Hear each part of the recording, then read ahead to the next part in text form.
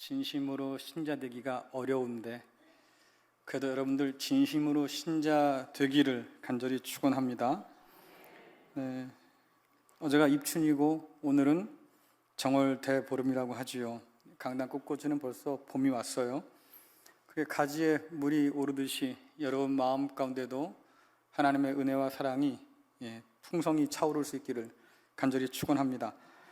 우리 한번 같이 인사 나눕니다. 샬롬. 샬롬. 네, 반갑습니다. 우리가 사는 세상을 가리켜서 역사상 가장 자기중심적인 세상이라고들 합니다. 제 얘기가 아니라 사회를 분석하는 사람들의 이야기예요. 그 어느 세대보다도 자기중심적인 세상, 자기밖에 모르는 세상, 이런 세상 가운데 저와 여러분이 지금 살고 있는 거죠. 자주 듣는 얘기가 그렇습니다. 너다운 너만의 삶을 살아라. 내가 세상의 중심이니까, 세상이 다 너를 중심으로 돌아가니까 너만 행복하면 돼. 이런 얘기 많이 듣잖아요. 듣다 보면 별로 기분 나쁜 말은 아닌 것 같아요. 그렇죠? 그러니까 쉽게 마음이 끌리기도 하죠. 근데 여러분도 한번 생각해 보십시오. 나답게 산다는 건 도대체 뭘까? 나답게. 내 마음대로 혹은 내 멋대로 그렇게 살라고 하는 말일까? 그건 아닐 텐데.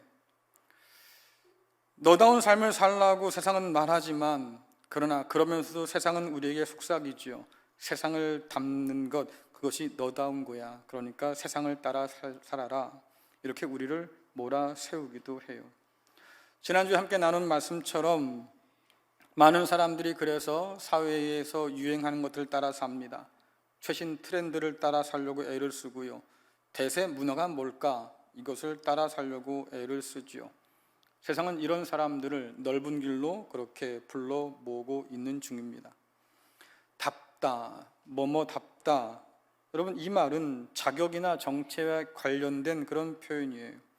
다른 사람을 흉내내는 삶이 아니라 자기 정체성에 맞게 살라고 하는 얘기겠죠. 젊은 사람들이 보는 짧은 그 영상들을 짤이라고 그런다는데 그 짤을 보면 재미있는 게 참 많습니다. 여러분들 고양이하고 강아지가 함께 자란 것 혹시 보셨어요? 예. 강아지가 고양이를 닮잖아요. 그러니까 앉는데 앞발을 이렇게 해서 자기 배 밑으로 깔고 앉더라고요. 또 말과 함께 자란 고양이를 본 적이 있습니다. 영상 가운데서 고양이가 뚜벅뚜벅 걸어요. 마치 말이 걷는 것처럼 그렇게 시원시원하게 걷더라고요. 이렇게 영향을 받게 되는구나. 뭔가를 이렇게 담기 마련이겠구나. 고양이지만 그러나 말처럼, 강아지지만 그러나 고양이처럼 자기 정체성을 잃고 담고 살 수도 있겠구나. 그게 사람일 수도 있겠다 하는 거죠. 성경은 말합니다. 우리의 정체에 뭔가 변화가 있다고 말이죠. 예수님께서 우리를 불러주셔서 우리가 새로운 사람으로 창조되었다고 말하기도 하고, 우리는 그리스도 예수께 부름받아서 하나님을 아버지로 모시는 사람이 되었다고 말하기도 해요.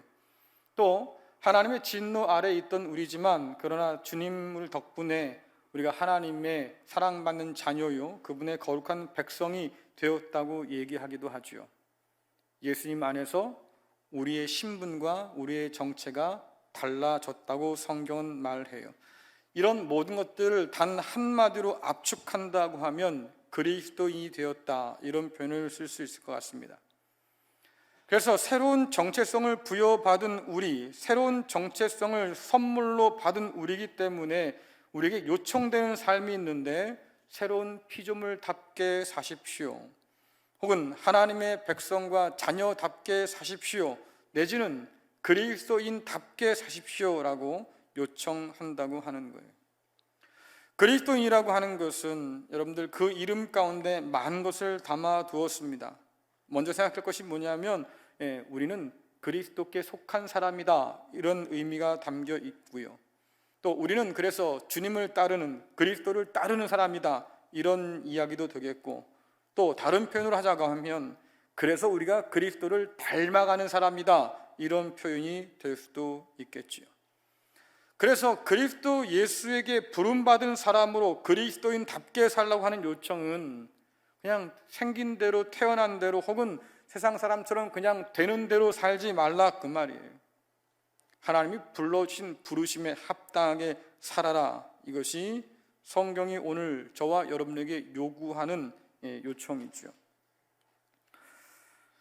이러한 삶을 성경은 부름에 합당한 삶 이렇게 표현하기도 하고 혹은 은혜에 합당한 삶이라고 말하기도 합니다. 우리가 이런 삶을 살기 위해서는 도대체 누가 우리를 불러줬는지, 또 그분 안에서 우리가 얻게 된 새로운 신분이 무엇인지를 제대로 알아야만 가능하다고 말할 수 있겠습니다. 한번 여러분께 질문해 볼게요. 여러분은 오늘 누구로 살고 있어요? 나는 부름 받은 대로 살까? 은혜 받은 대로 살까? 하나님이 우리에게 그리스도 예수 안에서 주신 그런 새로운 정체성을 가지고 나는 오늘도 그렇게 살려고 애를 쓰고 있을까? 우리가 사는 세상은 끊임없이 우리에게 정체를 묻습니다. 너 누군데? 누구의 사람으로 살고 있는데? 우리에게 묻지요. 사실 주님께서도 이런 질문을 계속 받으셨어요. 성경을 여러분 복음서를 읽다 보면 주님께서 공생애를 시작하면서부터 그리고 십자가에 달리기까지 끊임없이 사람들이 주님께 도전하고 묻는 질문들이 몇 가지 있습니다. 광야 40일 금식 후에 시험 받으실 때에 사탄이 나타나서 뭐라 그럽니까? 너 하나님의 아들이야? 라고 묻잖아요. 너 하나님의 아들이야? 그렇다고 하면 이 돌을 빵으로 만들어서 증명해봐.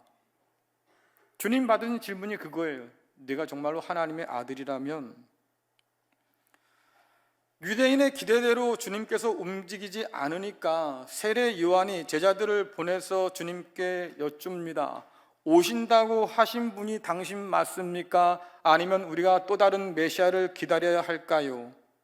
그 얘기는 뭡니까? 당신 메시아 맞습니까? 그리스도 맞습니까? 라고 하는 질문이죠.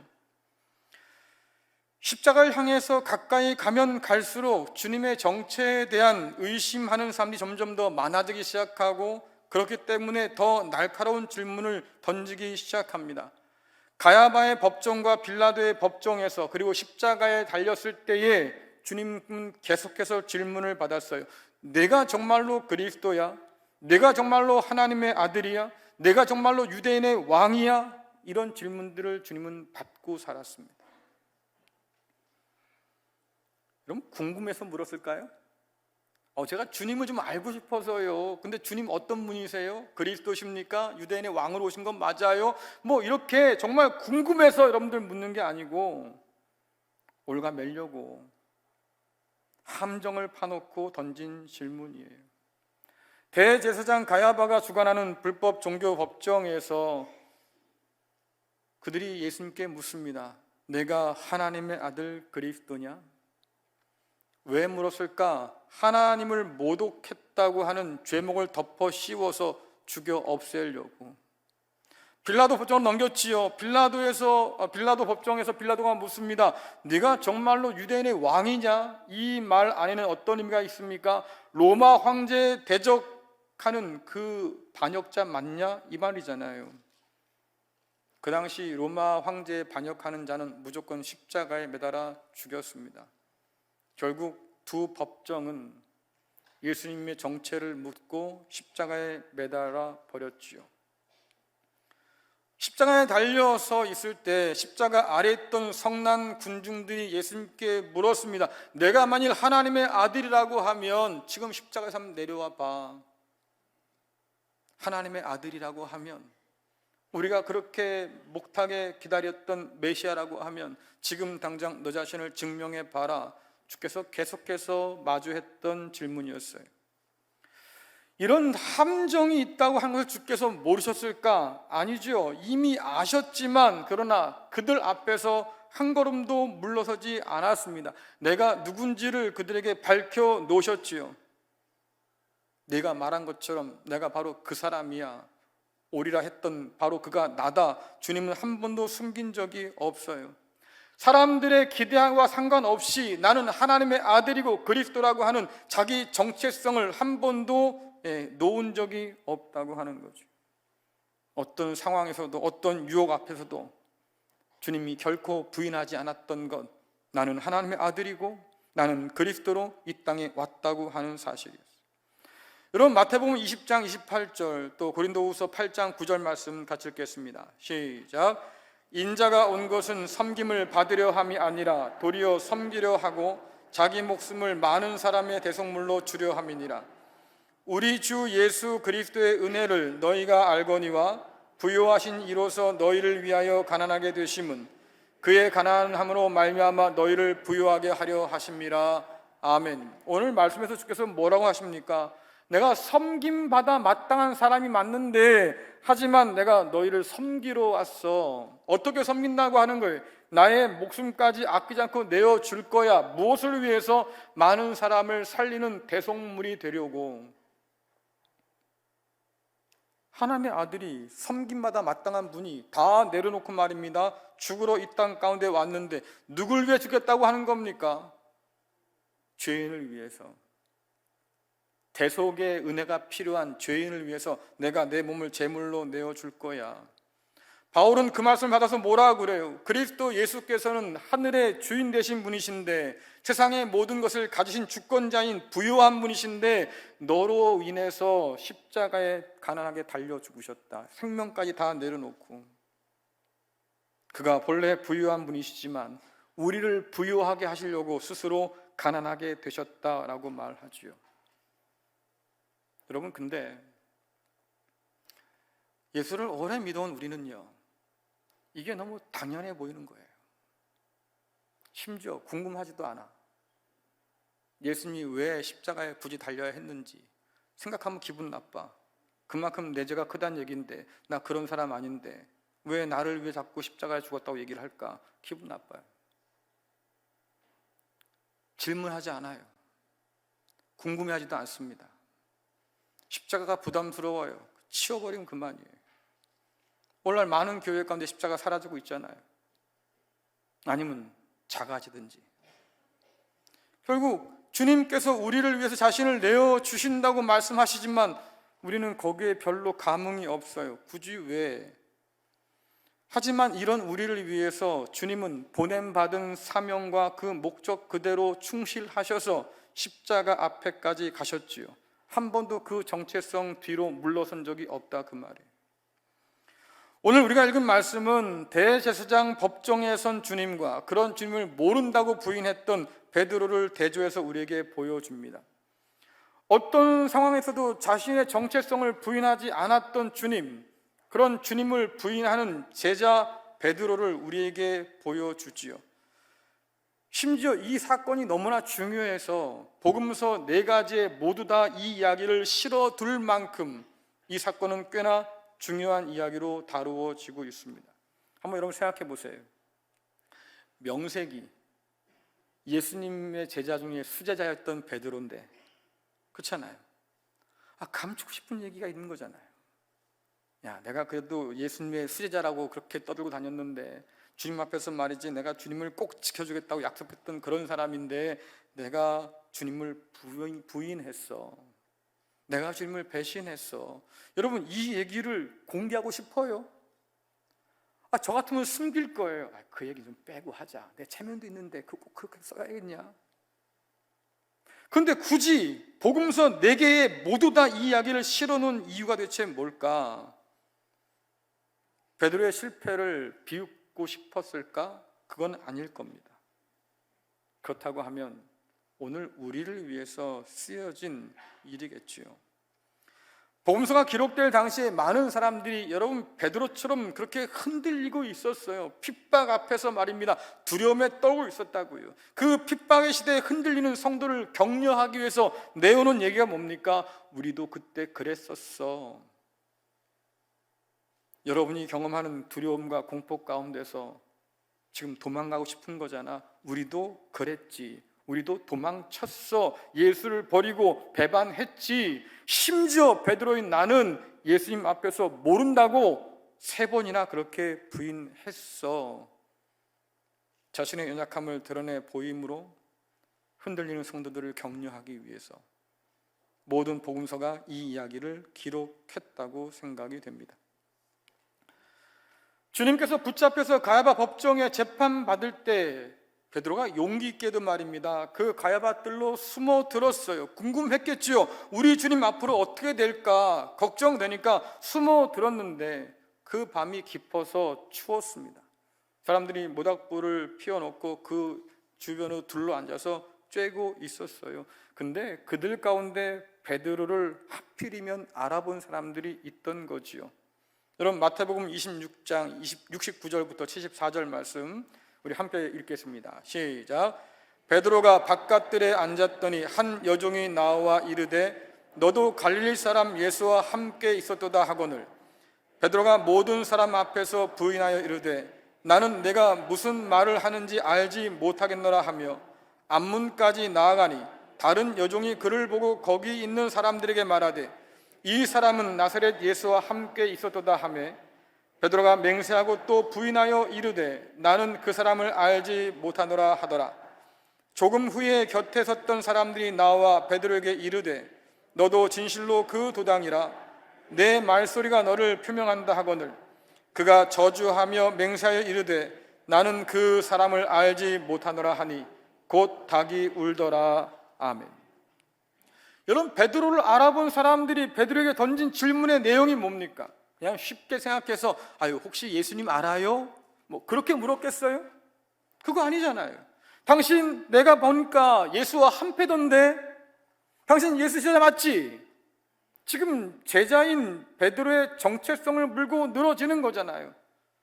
여러분, 신성 모독자로 지금 주님께서 재판받는 중에 있지 않겠습니까?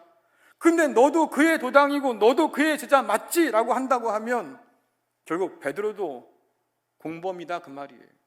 너도 신성 모독에 가담했던 바로 그 사람이니 너도 죽을 만한 사람이다 그 말이겠지요. 예수님의 제자라고 하는 정체성에 관해서 묻는데 오늘 베드로가 뭐라고 그럽니까? 조금도 망설임이 없어요.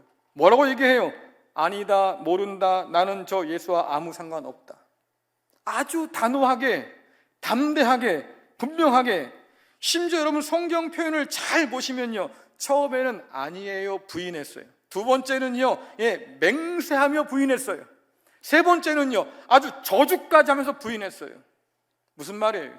점점 더 두려움의 강도가 커가면서 예수를 부인하는 그 부인의 강도도 점점 더 커갔다 그 말이에요. 이 상황을 주님께서 이미 알고 계셨다고 하는 것이 성경의 이야기입니다. 주님께서 죽기까지 주님을 따르겠다고 호언장담하는 이 베드로를 향해서 뭐라 그럽니까? 오늘 닭이 울기 전에 내가 나를 3번 부인할 거야. 오늘 우리가 읽은 말씀 75절에 보면 베드로가 주님 말씀이 기억나서 통곡했다 기록합니다. 이 사건을 기록하고 있는 누가복음 22장은 좀 더 적극적인, 뭔가 극적인 그런 모습들을 보여주는데 닭이 울 때 하필 재판을 받고 나오시던 주님께서 베드로의 부인하는 이야기를 들었어요. 그리고는 주님께서 돌이켜서 베드로를 보셨다 이렇게 표현되어 있습니다. 주님의 눈과 베드로의 눈이 마주친 거예요. 죽음 앞에서도 자신을 부인하지 않았던 주님과 죽음 앞에서 그런 주님을 부인한 베드로의 눈이 마주쳤을 때 말씀 보니까 주께서 하신 말씀이 기억나서 통곡하며 울었다 이렇게 표현되어 있습니다. 주님께서 베드로가 그럴 줄, 제자들이 그럴 줄 이미 알고 계셨다라고 하는 거죠. 이미 주님께서는 제자들에게 경고하셨어요. 너희가 내 이름으로 인해서 핍박받을 거야. 사람들이 너희를 핍박하는 것이 마치 하나님을 사랑하는 일인 것처럼 그렇게 열심을 다할 거다. 주께서 이미 경고하셨어요. 너희가 나를 버리고 말이지 도망갈 그럴 유혹이 언제나 다가올 거야. 종이 주인보다 크지 못해서 주인이 얻어맞으면 종도 얻어맞는 것처럼 내가 이렇게 고난받으니까 너희도 당연히 고난받을 거야. 바울은 뭐라 그럽니까? 주님의 제자라고 하면, 그리스도인이라고 하면 절대로 이 고난을 피할 수 없다고 얘기하고, 오히려 말입니다, 그 고난이 우리에게 있다고 하는 것은 우리가 그리스도 예수의 사람인 것을 증거하는 것이라고 그는 강력하게 얘기했어요. 심지어 뭐라고 그래요? 부활의 영광을 얻고 싶으냐? 그러면 십자가의 고난을 회피하지 말아라. 십자가의 고난을 안고 살아가는 것이 장차 부활의 영광을 얻을 길이라고 그는 교인들에게 가르쳤습니다. 안타깝게도 오늘날 이 말씀에 귀를 기울이는 사람들이 점점 줄어간다는 것, 우리 안에 십자가가 점점 작아지면서 주님의 받으신 고난과 그 고통을 생각하지 않지요? 우리가 마치 주님을 따라가야 될 사람이라는 것을 우리는 미처 생각하지 않으려고 해요.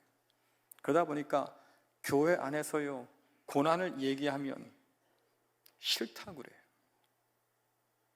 예수 그리스도를 따라서 고난 받자고, 영문 밖으로 나가자고 성경은 우리에게 말하는데요, 싫다고 그래요. 왜 구질구질하게 고난 받으라고 그러냐? 세상 넓은 길도 많은데.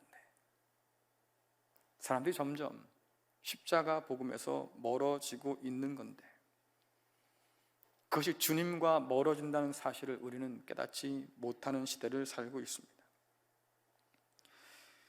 요즘 제가 초대교회 순교 기록을 다시 읽고 있어요. 제법 많은 사람들의 순교 이야기를 담은 책인데요, 그 기록을 읽다 보면 반복적으로 나오는 질문과 대답이 있습니다. 초대교회를 핍박했던 사람들이 성도를 향해서, 교회를 향해서 물어요. 내가 그리스도인이냐? 이 질문 역시 빠져나올 수 없는 함정을 가진 말이지요. 이 질문 앞에 생략된 말들이 뭐겠습니까? 내가 로마 황제 숭배를 거절하는 그 반역자 그리스도인이야? 내가 우리 도시 수호신께 예배할 때인데 그 예배를 거절하는 그런 그리스도인이냐? 여러분들, 그 당시 사람들은요, 도시를 수호하는 수호신이 있는데 이 수호신을 노엽게 하면 재앙이 임한다고 생각했어요. 그래서 장사도 안 되고 질병이 가득하고 다른 나라한테 업신여김 당하기도 하고, 뭐 이런 아주 비참한 꼴을 당하지 않기 위해서 그들은 자기 도시 수호신을 최대한 섬기고 높이며 예배했지요. 근데 그것을 거절한 사람이 누구예요? 예수 믿는 사람들이었어요. 나는 하나님을 섬기는 사람이기에 우상 앞에 절할 수 없다. 그런데 문제가 뭐겠습니까? 너 때문에 우리가 재앙 당해도 좋다는 거야? 우리 도시 국가 이 수호신을 네가 노엽게 한다고 하면 그분한테 우리가 벌을 받을 텐데 너 그래도 좋다는 거야? 결국 그리스도인들은, 그 사람들은 어떤 사람들이에요? 그 재앙을 가져올지도 모를 아주 위험한 사람들이다, 그 말이지요. 이것이 너 그리스도인이냐? 이 말에 담긴 의미였어요. 심지어 그 당시에 도시국가들은 로마와의 관계를 잘 만들어 가야 무역도 하고 먹고 살 수 있는 사람들이거든요. 지금 우리나라도 수출 줄었다고 난리지요. 수출이 줄어서 국민소득이 줄어들면 뭐 언제는 많이 갖고 살았어요? 국민소득 뭐 3만 달러 다 남의 얘기잖아요.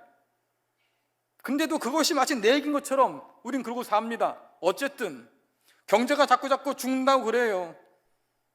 자꾸 수출이 줄고요. 그러다 보니까 우리가 지금 뭐 나은 게 생겼다 이런 얘기 나오는데 그 당시도 그랬다, 그 말이에요.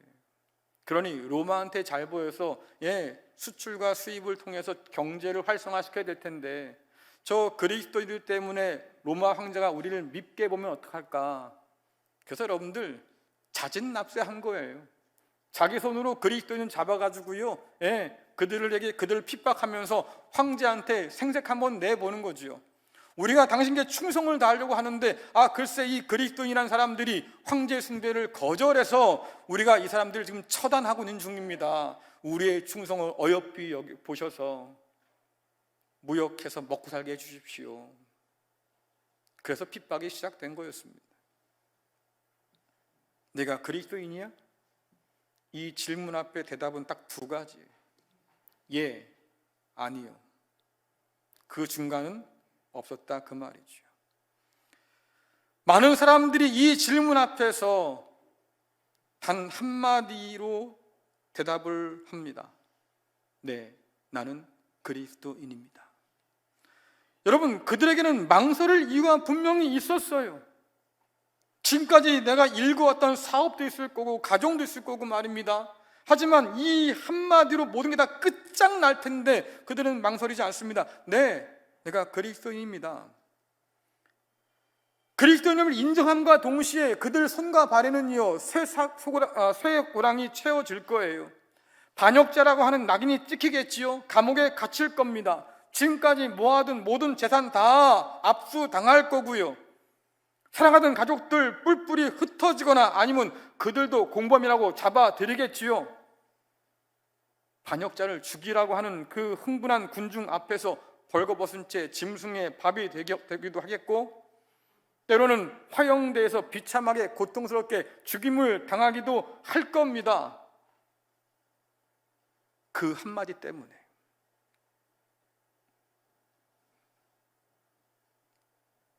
법에 따른 정당한 재판은 기대조차 할 수 없어요. 왜? 나는 그리스도인입니다. 이 한마디에 모든 혐의가 인정되는 것이었기 때문에. 그래도 그들이 망설이지 않았어요. 나는 그리스도인이라고 담대히 고백하면서 그 모든 고난을 받아 안았지요. 왜 그랬을까? 그들이 죽음 앞에서 도대체 그리스도인이란 그 정체성을 굳게 붙든 까닭은 뭘까? 아마도 주님 말씀을 기억했기 때문이 아닐까 싶습니다. 자, 마태복음 10장 32절 33절 같이 읽겠습니다. 시작. 누구든지 사람 앞에서 나를 시인하면 나도 하늘에 계신 내 아버지 앞에서 그를 시인할 것이요, 누구든지 사람 앞에서 나를 부인하면 나도 하늘에 계신 내 아버지 앞에서 그를 부인하리라. 아멘. 나는 그리스도인입니다 라고 고백하며 시인하는 사람들의 마음 가운데 뭐가 있을까? 주님 약속한 것이 있었겠지요. 주님께서 이런 나를 아버지 앞에서 안다고 해줄 거야. 왜? 내가 이 고난 중에도 주님을 안다고 했으니. 그 약속 믿고 지금 고백했겠죠. 그럼 이쯤에서 다시 한번 질문 던져보는 거예요. 나는 오늘 누구로 살고 있습니까? 세상이 우리에게 이렇게 물어올 때 나는 뭐라고 지금 대답하며 살고 있습니까? 내가 그리스도인이야? 라고 묻는 그 질문 앞에서 나는 어떤 대답을 하며 살까? 안타깝게도 여러분들, 전망이 그렇게 밝지 않습니다. 맛을 잃은 소금이란 비난을 우리는 안고 살고 있잖아요. 그뿐 아니라 교회를 사랑하는 많은 사람들이 교회를 바라보면서 걱정하는 게 뭐겠습니까? 아, 교회가 지금 영적으로 치매에 걸린 것 같다. 나를 불러주신 하나님이 누군지 제대로 모르는 까닭에 부름받은 내가 누군지도 모르고 사는 거지요. 부름받은 사람답게 살라고 성경은 요구하는데 부름받은 내가 어떻게 살아야 될지 우리는 알지 못해. 실리를 따라서 편리를 따라서 우리는 세상과 더불어 넓은 길을 걷고 살고자 하니 그리스도인답게 사는 법을 우리 스스로 잊고 있는 거죠. 많은 사람들이 코로나 이후 교회 회복을 걱정하며 살아요. 어제 제가 본 통계 몇 가지 생각해 보면 아까도 말씀드린 것처럼 전망이 밝지는 않습니다. 출석이 과연 회복될까요? 사역은 회복될까요? 우리가 생각하는 회복의 기준이 뭐겠습니까? 코로나 이전 수준으로 우리가 회복될 수 있을까? 한국교회 출석 현황이 얼만큼 회복됐을까? 평균이 70에서 73%입니다. 제법 많이 올라갔죠? 우리는 몇 퍼센트일 것 같아요? 네? 여러분이 자랑하는 우리 양평장로교회는 얼마 정도 회복됐을 것 같아요?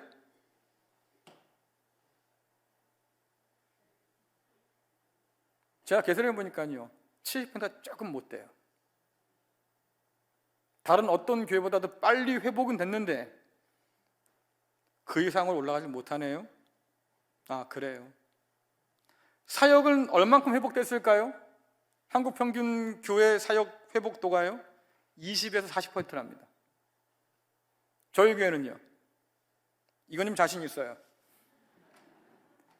한 80은 되는 것 같아요. 문제는 중요하지요. 코로나 이전으로 돌아가서 그만큼 회복되는 거 물론 중요합니다. 여러분들 더 중요한 게 있지 않을까요? 코로나 이전에도 우리는 그런 얘기를 들었습니다. 그리스도인답게 살아가는 것을 우리가 잊었다. 교회가 짠맛을 잃었고 빛을 잃었다. 우린 이런 이야기 많이 듣고 살았잖아요. 코로나 이후에 여러분 바뀐 게 있을까요? 우리는 이 코로나를 통해서 뭘 배웁니까? 코로나가 터지고 말입니다. 3년을 이어오는 동안에 수많은 사람들의 이야기가 쏟아져 나왔습니다. 우리가 이것을 자초했다부터 시작해서 하나님의 심판이었다부터 시작해서 말이죠, 온갖 것들이 다 나왔는데 다 좋아요. 그것을 통해서 우리가 뭘 배웠냐고요? 배운 게 없어요. 코로나가 시작되고 나서요, 이제 끝자락에 서 있으니까 빈 창고가 생각나지요? 경제가 활성화가 안 됐잖아요. 그러니까 뭐 합니까? 전쟁 일으켰어요. 전쟁 하지 말아라 하지 말아라 옆에서 말만 하지요. 무기 팔아먹고 다음에서 뭐 합니까? 돈 벌고 있잖아요. 지금 여기 사람들. 전쟁 쉽게 안 끝날 겁니다. 빈 창고 채울 때까지는 계속해서 전쟁하겠지요. 배운 게 있어요? 죄송하지만 세상은 배운 게 없습니다. 그러면 교회는 배웠을까요? 교회는 이 코로나를 통해서 뭘 배웠을까? 안타깝게도요, 교회도 배운 건 별로 없습니다. 왜? 코로나 이전으로 돌아가자면서요. 저는 싫은데. 다시 맛을 잃은 그 소금으로 돌아가자고요? 빛을 잃어버린 그 시대로 다시 돌아가자고요? 그리스도인 다음을 회복해야 할 교회가 다시 그 옛날로 돌아가자고요? 저는 싫은데 아직 우리가 배운 것이 없다는 생각이 드는 거예요. 말씀을 준비하다가 문득 그 생각이 들었습니다. 베드로와 마주친 주님의 눈을 오늘 우리가 마주한다고 하면 베드로 눈에서 흘렸던 그 통곡의 눈물이 우리 눈에도 나올까? 자신이 없어요. 내가 장담하지 못하겠어요. 눈물조차 흘리지 못하는 우리를 보면서 주님은 또 어떤 마음을 가지실까? 우리는 과연 그 주님의 눈을 바라볼 자신은 있는 걸까? 장담할 수가 없더라고요. 절망적이었어요. 말씀을 읽고 묵상하면서 야, 큰일 났다. 내가 이러다 주님을 어떻게 뵐까 말이죠. 이런 생각하다가 보니까 마음이 참 무거웠는데, 근데 말씀을 읽다 보니까요, 소망이 생겨요. 희한하죠. 제 자신을 보면 절망하는데 말씀 보니까 소망이 생겨요. 왜? 성경을 좀 더 살펴보면 베드로의 부인을 예고하신 장면에서 주님께서 우리에게 주신 위로가 있더라고요. 자, 여러분 누가복음 22장 31절 34절 함께 읽겠습니다. 시작. 시몬아 시몬아 보라, 사탄이 너를 밀 까부르듯 하려고 요구하였으나 그러나 내가 너를 위하여 내 믿음이 떨어지지 않기를 기도하였노니 너는 돌이킨 후에 내 형제를 굳게 하라. 그가 말하되 주여 내가 주와 함께 오게도 죽는데도 가기를 각오하였나이다.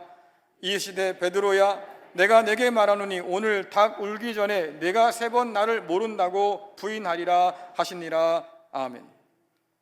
오늘 말씀을 잘 생각해 보시면 주님은 이미 알고 있어요. 베드로야, 네가 호언장담하지만 그러나 넌 오늘 실패할 거야. 나를 부인하는데 그것도 3번씩이나 부인할 거다. 근데 뭐라고 그러십니까? 그런 너를 위해 내가 기도했어. 그런 너를 위해 내가 기도했다. 사단이 너를 청구했지만 내가 안 된다고 얘기했어. 그러니 돌이켜서 내 형제를 다시 일으켜 세우면 참 좋겠다.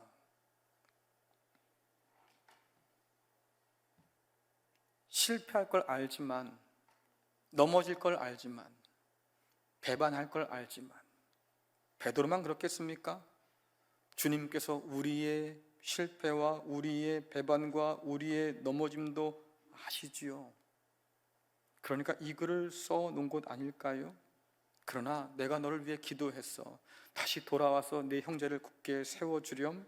주님 말씀이었어요. 가끔 우리 아이들이요, 저한테 그런 질문합니다. 아빠가 목사님이잖아요. 일제시대 때 신라참배 안에서 많은 사람들이 죽임을 당했어요. 아빠 그때 되면 어떻게 할 거예요?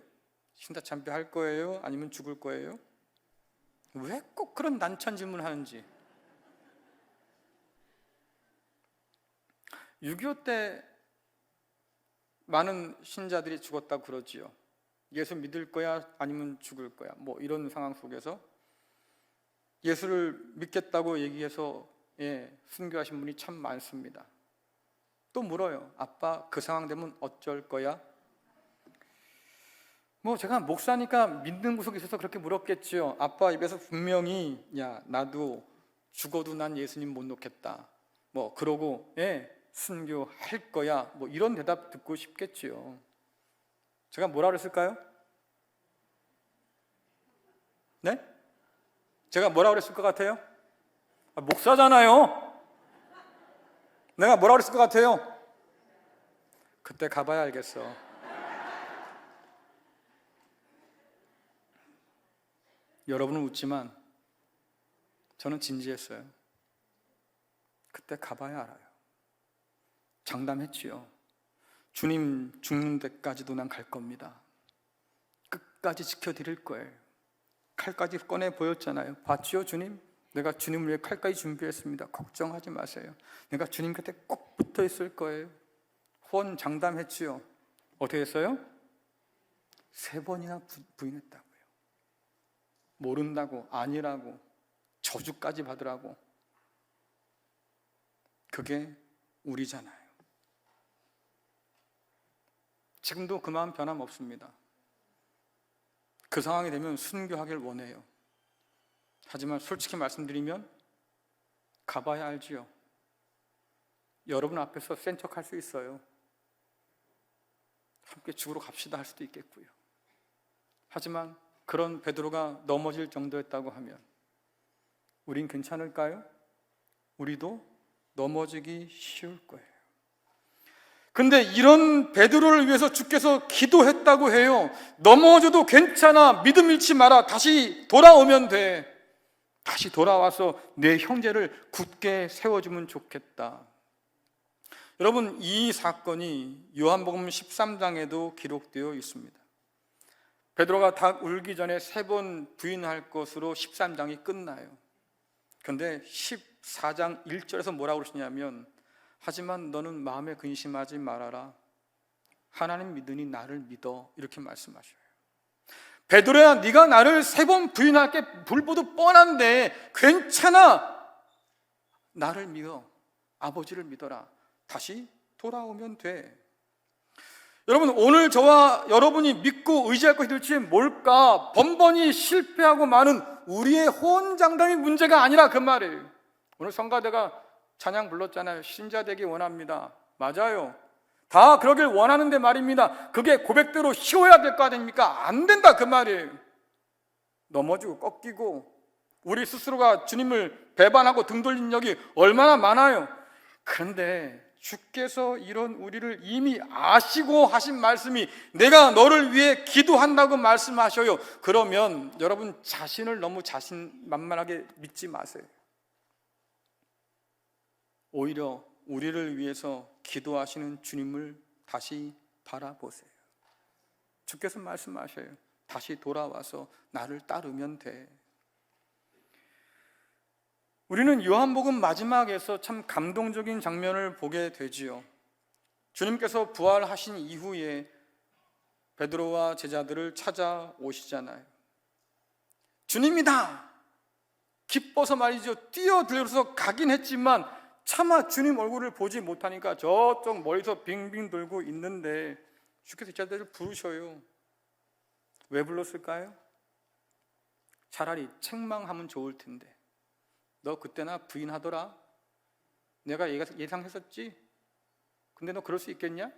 어떻게 너 나한테 이럴 수 있니? 뭐 이렇게 화로 내고 책망도 하고 몹쓸놈이라고 말입니다. 주께서 그렇게 말씀하신다면 차라리 속이라도 편할 텐데 주께서 뭐라고 그래요?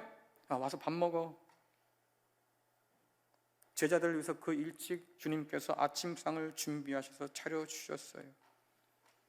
그리고는요, 먹는데 체하게, 근데 너 왜 그랬어?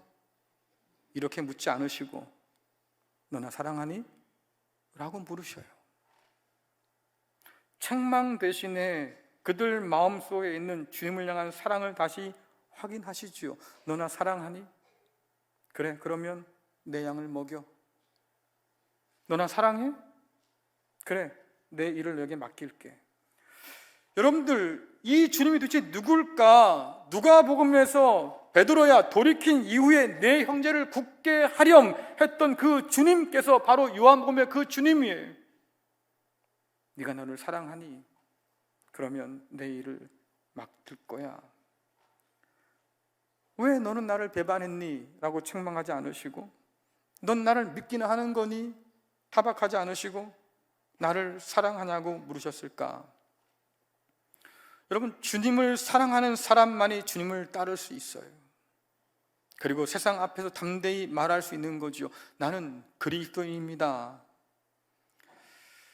바울이 일찍이 우리가 사는 이 세상에 대해서 뭐라고 말하냐면, 지금은 구원받을 만한 때입니다. 은혜의 때예요. 이렇게 말했어요. 왜 오늘 우리가 사는 지금이 구원과 은혜의 때일까? 아직 우리에게 기회가 남아 있는 거죠. 내가 너를 위해 기도했으니. 우리 주님께서 지금도 우리의 대제사장이 되셔서 하나님 앞에서 기도한다고 그러지 않습니까? 내가 지금도 너를 위해 기도하니 넘어졌어도 다시 일어서라. 나를 떠나서 다시 돌아와라. 내가 나를 배반하고 모른다고 부인했지만 그러나 다시 내가 너에게 손을 내밀어 줄 테니 그 손 잡고 내게로 돌아오라고. 그래서 뭐 하라고 하는 겁니까? 나는 그리스도인입니다 고백하며 살라고. 코로나 이후에 여러분들, 우리는 만신창이가 되었지요. 우리의 믿음은 한없이 작아지고 있는 중입니다. 그런 우리를 주님이 오늘 찾아오셔요. 그리고 손을 내밀어 주지요. 너 나 사랑하니? 그럼 다시 일어서. 내가 너를 기도하고 있다. 그러니 걱정하지 말고 다시 내게로 돌아와. 여러분들, 그리스도 예수의 사람으로 그리스도를 따르고 그리스도를 닮은 그리스도인답게 살라고 다시 우리에게 손 내밀어 주신다고 하는 거지요. 이 주님의 부르심 앞에서 여러분 대답은 뭡니까? 부름 받은 대로 살게 하시는 그 주님을 의지함으로써 오늘 이 세상 가운데서 나 그리스도인입니다 라고 분명히 고백하고 외치며 살아가는 저와 여러분 될 수 있기를 간절히 축원합니다. 우리를 위해 간구하시고 우리를 다시 불러주시는 주님만이 오늘 우리의 희망이에요. 교회는 그 주님으로부터 다시 시작할 수 있습니다. 이 은혜가 우리 모두에게 함께하기를 간절히 축원합니다. 다 함께 나가셔서